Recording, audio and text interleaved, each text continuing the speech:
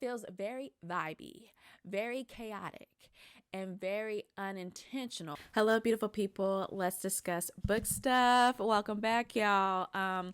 First off, I'm so sorry this took so long because I had actually finished reading this book a little while ago. And if you guys don't know, I'm talking about The Secret World of Maggie Gray by GRANGER. Okay. I had to learn more about this author in my last video. So if you haven't checked that out, make sure you do watch that video. I think that will help you understand where I'm coming from even more so in this video. And yeah, so let's just hop into it. I have a lot of things to discuss, and let's talk about this first book because this is actually the first book in the Drew Collins series. I do have my Drew Collins sweatshirt on. Okay, and I have a bow to match. But I rated this book a 3. I did. And you might be like, girl, you over here and got the merch. You didn't coordinate it with the merch and you still give this book a 3. Well, I bought the merch in the middle of reading the book, not at the end, because I know how there's a lot of people that are really in love with this author, love her work of art, and really want to hop on and make sure they snag it. I know like some of her meet and greet stuff had been sold out like immediately. So she's kind of like high in demand, you know, maybe in the underground. But a lot of people love her. A lot of people enjoy her work. So I want to make sure I get my hands on a hoodie sweatshirt. And I am a part of the Drew Collins University. I did get my acceptance letter. Okay.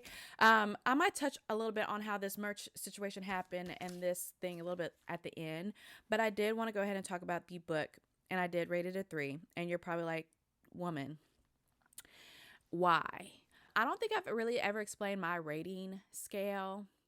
I might make a little picture to put up here, but really a 3 for me is just like, it's a decent book. Like, it's okay. I didn't hate it. It was nothing to rave about. Not something I would normally recommend even. You know, basically there's some things that I loved and there's some things that I absolutely hated. And I think that best describes how I feel about this book. So much so far. Let's talk about the dialogue in this book, because the dialogue and the way this book has been set up is really a big part of why this got a 3. First off, I read the ebook version. I did not get a physical copy. I'm trying to be very selective on what I buy physically because I just don't want to be surrounded with books that I don't really vibe with like that. So anyways, and I like e-reading anyway. Like I like reading my ebook and all that. So I have it on my Kindle, of course, and there's no chapters. There's no chapters. What are we doing here? What is happening here? I've never read a book that did not have any chapters. That's insane to me. Quite frankly, I think the only type of book that I've read that doesn't really have chapters are like graphic novels. But besides that, there's no chapters. And that seemed problematic to me. I didn't realize how much it was going to bother me until I realized how many multiple POVs there are. I just like looking at the chapters. I like seeing what POV is coming up next. I like to see how many pages in between the POVs. I like that kind of structure. I really do. And when there's 6 to 7 POVs in this damn book unnecessarily, I am just so surprised there's no chapters. There was the beginning and there was the end. And that's all you got, ebook version. And I don't know, like, why aren't there chapters in this book? That bothered me a lot more than I realized. And within the chapters, I feel like the dialogue was a little bit weird. It's not a complex story. So like if you are new to fantasy, I think that's the one thing I did appreciate about this book, getting more hype, getting more recognition. Not only is it written by an indie author, but also it got a lot of people considering the fantasy genre who never considered it before, because fantasy be hitting. If you're not into fantasy, you're missing out extremely, period. Okay. So I do appreciate that this book really got more people more interested, but some of the dialogue read weird. So it's not a complex story. Like there's really not world building. It's a vibey book. It's a vibey 3. But some things, and I know we're at an HBCU, it's like a mystical HBCU, and I know there's going to be a lot of new people that we don't know, but just how it's like structured, I'm like, who's talking right now? I wanted to love this book. The idea of this book was great. The characters were great. It wrote chaotic and childish for me. It wrote chaotic because of the way that random characters were talking, and kept having to remind myself who was speaking in the chapter. Like, there are so many characters that have their own chapter in this, and it didn't read like a murder mystery to me. Like that was just thrown in at the end. I don't know. I love the idea. I just feel like it could have been written better, if that makes sense.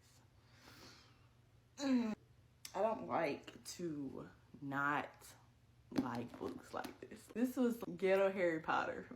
It was fun and funny, and I don't know. I feel like it could have been better. Now, did I read the first family? Yes. You can't just throw a murder at the end and expect me not to want to know what happened. In a lot of ways, I felt like the first family was written better. Like, this might have been her first book, which I don't know if it was. The second book was definitely written better than this one. It almost wrote like reality TV in a book. Sometimes in reality TV, there's no plot, there's no storyline. There's just people just going around doing stuff. That's what it almost felt like in this to me. Nothing added up to me. It was entertaining. All right, bye.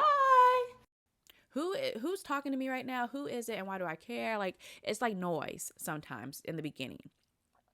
Other people I saw in their reviews, which I understand where they're coming from. That wasn't my main complaint, but a lot of people talked about in their reviews that not all Black people talk like this, and not all Black people talk the same. Everyone got a hood vernacular, so I get what they're talking about. I feel like when it came to the main women that we're following, we do get more of a diversity between their personalities, and that's fine. I feel like with the men, though, in this book, I didn't get too much diverseness between them. Like, I don't know. I see where they're coming from. That wasn't my complaint in my review.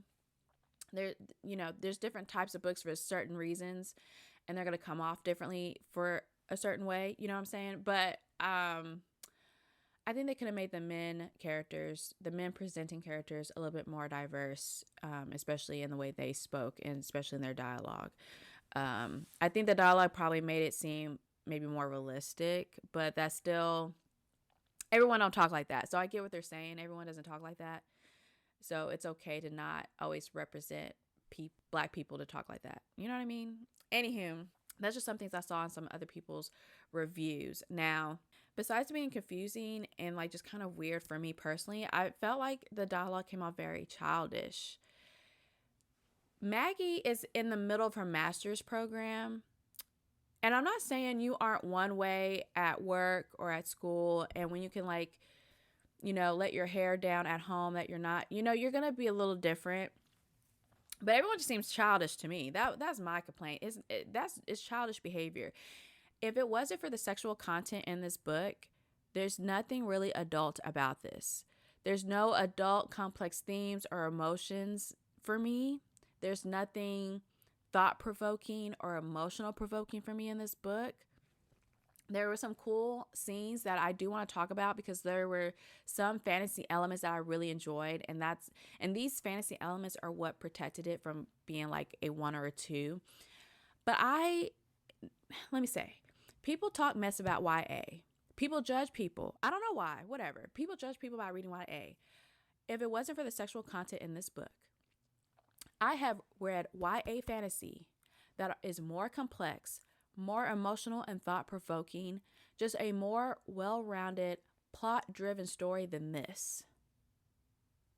So just because it says adult doesn't even mean it's better or more complex or more confusing. There are adult fantasies that can be a little bit confusing. You might want to take out your little notebook. You might want to annotate. This is the furthest thing from that. There is nothing complex about this story at all. And I don't even think it needs the sexual element. Not in the way it was presented, but whatever. Yeah, so it just came off really childish to me. Now, let's talk about some of the scenes. I'm going to have chapters in this video, so they're going to be spoil-ish, meaning I'm going to reference some things, but I'm not going to like really explain in detail about them because I feel like despite how I feel about this book, if you are slightly interested, you should read it. You should read this book. It doesn't matter what anyone else says. There's books that I love that people hated.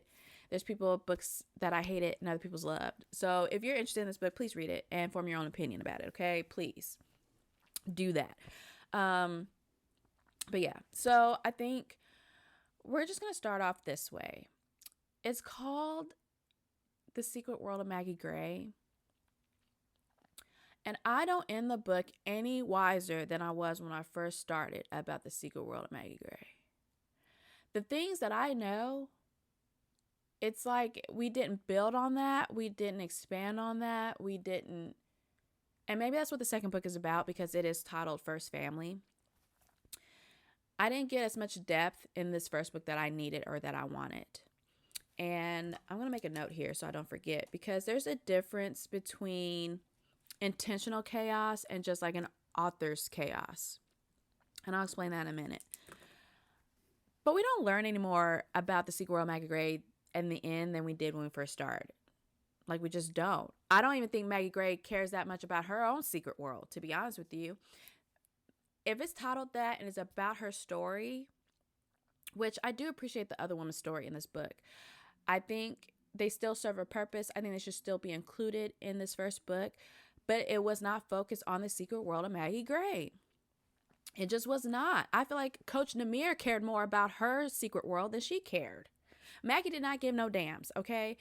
And I just wonder why. Like, it was not like fully brought out of her. Like, she just didn't care.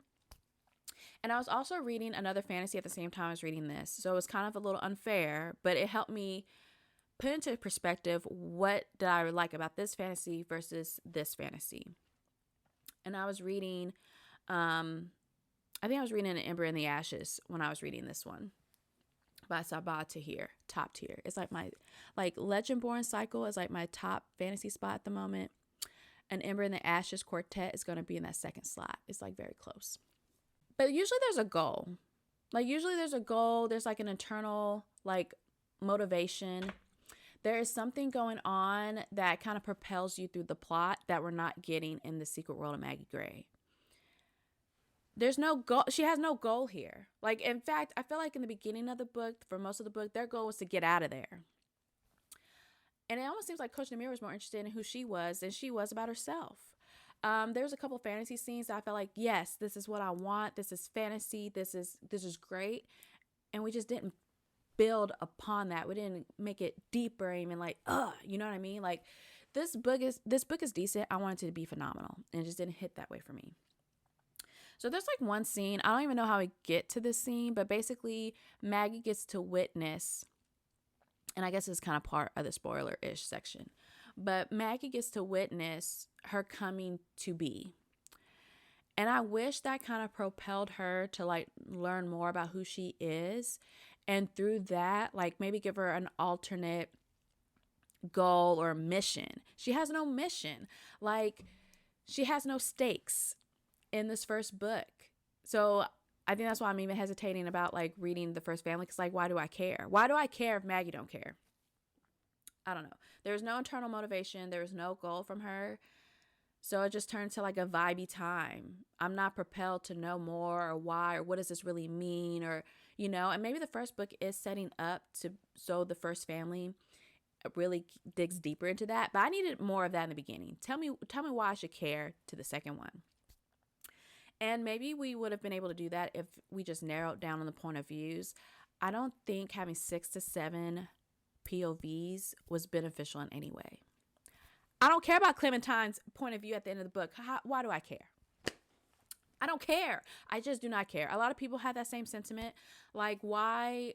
You can still have dialogue from different people and they all don't require their own POV. I feel like different POVs should help propel the story.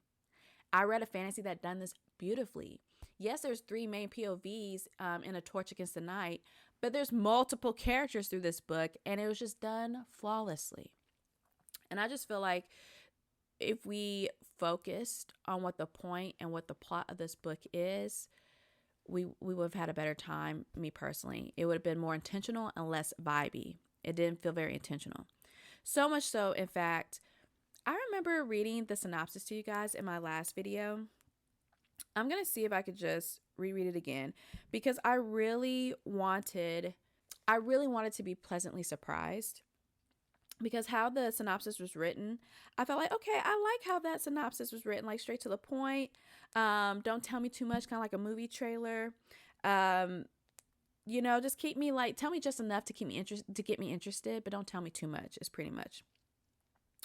And I think the synopsis now is written this way because I don't think the author even knew where she was going with it. Like, there's a twist at the end of the book, and I don't think she even knows. I think I read that somewhere. I think it's in the back of the book. Like, the twist at the end also seems unintentional, and like the author doesn't even know where she's going with it. And I'm like, bruv, please. Okay, so the synopsis in this book was this is it. A vampire, a witch, and a siren get accepted into a magical HBCU. Let me just stop right there.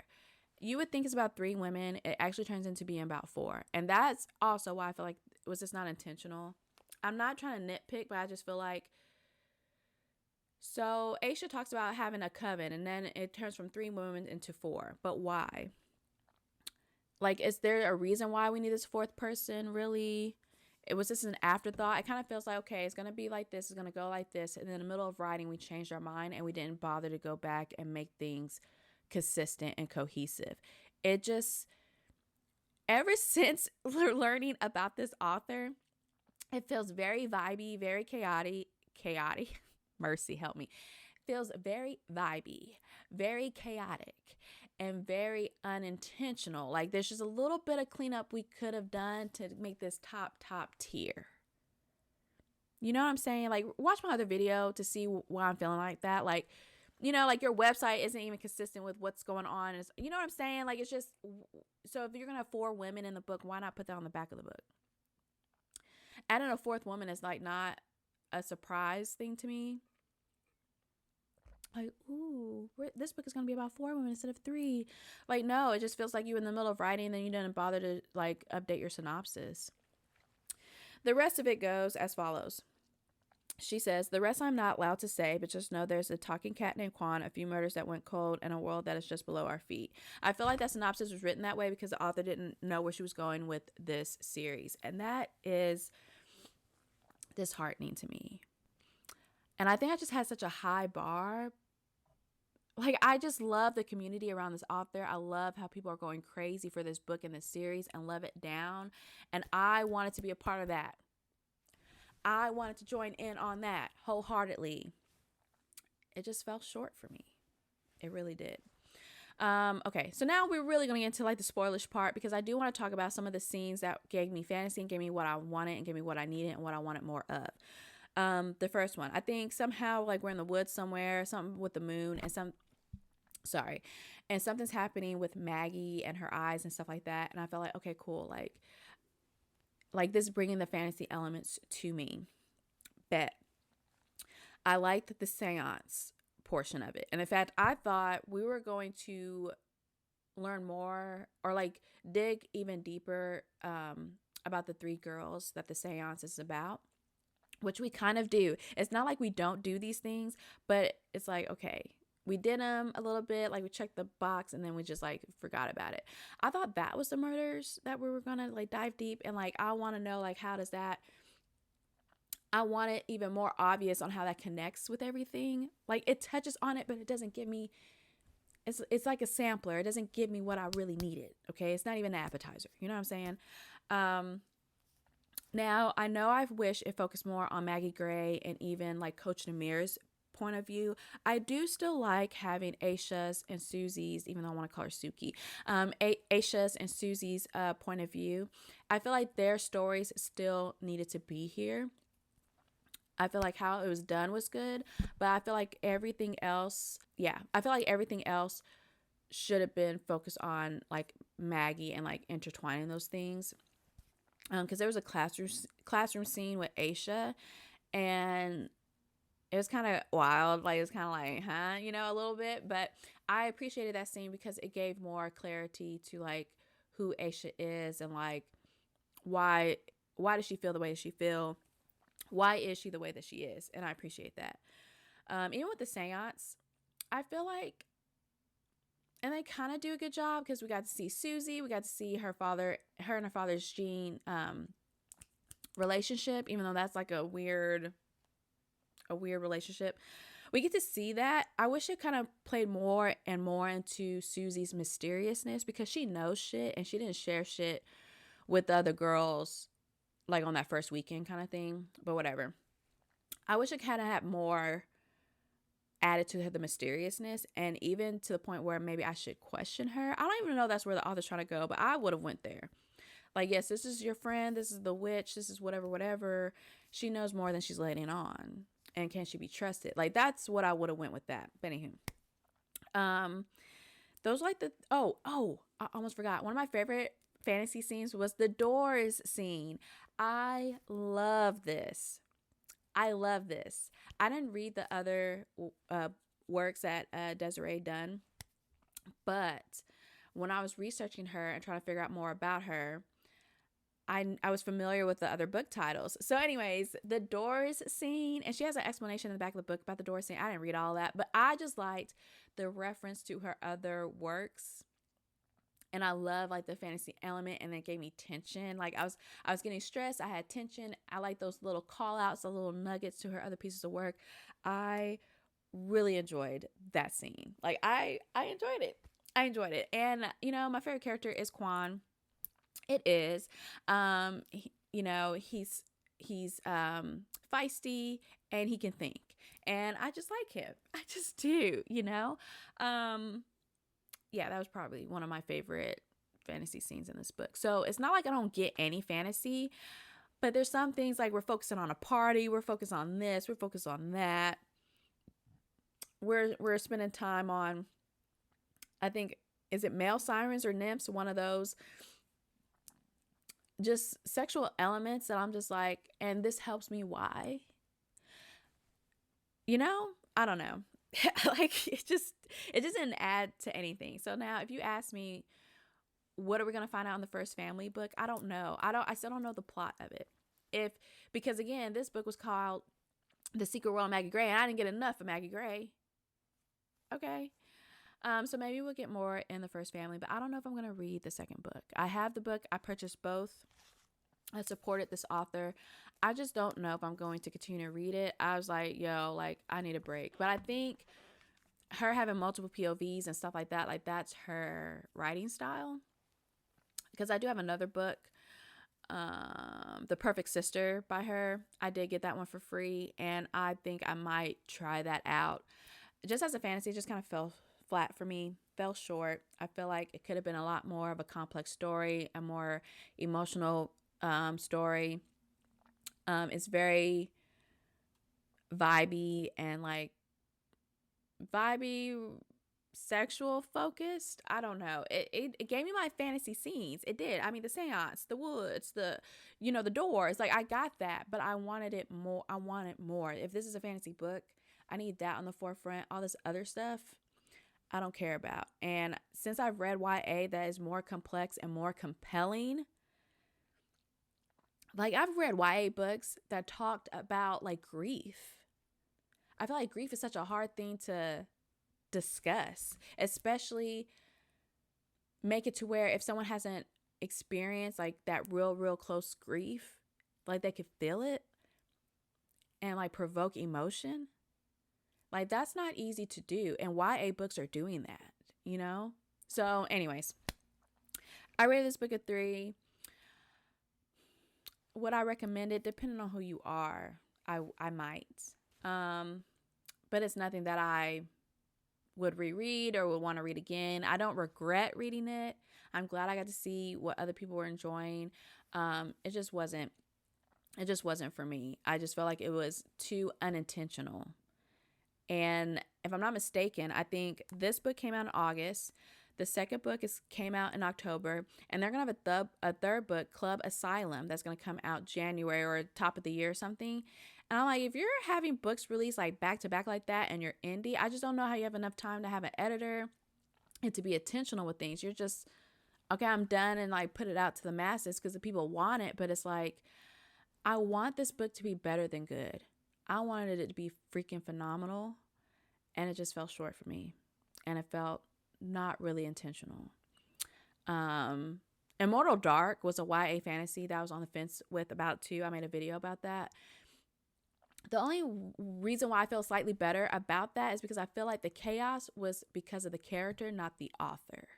I felt like the chaos was intentional and true to who the character should have been by the author. I feel like the inconsistencies, the discrepancies was unintentional and because of the author in this case. So I'm just like, you know, yeah. So, but yeah, if you've read this book, let me know how you feel about it in the comments. Again, if you are thinking about reading this, I think you should. Like, why not? Please support indie authors, indie bookstores. I don't ever want to talk you guys out of reading a book, but if you would like to know, especially if we have similar styles, if you're going to actually enjoy this book, maybe this is a good indication if you would or wouldn't, but just go check it out. Let me know what you think down below. And again, if you like this video, if you want to see more, make sure you like, comment, and subscribe. We hit 3K recently, so I'm so grateful still to this day. I appreciate you. And until next time, peace.